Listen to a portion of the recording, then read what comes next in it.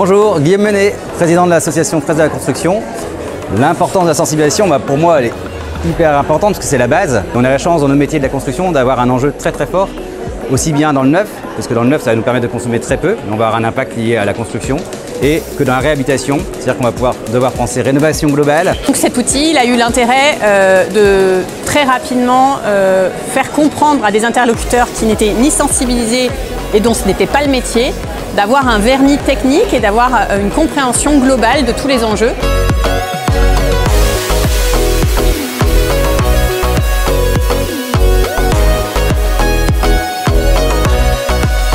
Pour moi, le gros intérêt d'un atelier comme la fresque de la construction, c'est vraiment de sensibiliser un maximum parce que c'est en mettant tout le monde sur un pied d'égalité qu'on peut faire changer les choses. Je travaille dans le domaine de la construction depuis plusieurs années avec une forte envie de faire changer les choses dans ce domaine-là. Et quand j'ai découvert qu'il existait une fresque de la construction, j'ai très vite souhaité la découvrir et tout de suite devenir animatrice.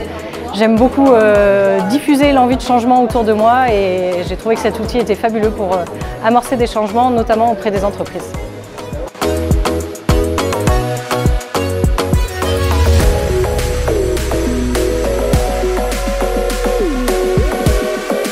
Have to spread the message to the building actors so that they change their practices.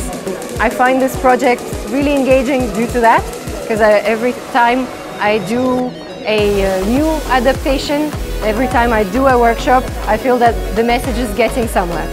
Ce que j'aime particulièrement bien dans la fresque de la construction, c'est que ça permet de créer une sorte de tableau de tous les enjeux qui sont liés au secteur du bâtiment et de comprendre les imbrications entre les différentes parties, notamment la phase d'utilisation ou la phase construction.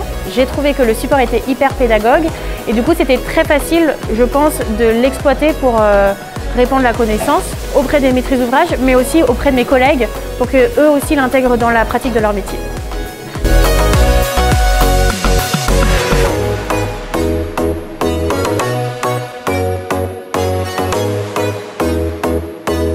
Le bâtiment, il est vraiment au cœur des enjeux climatiques et environnementaux.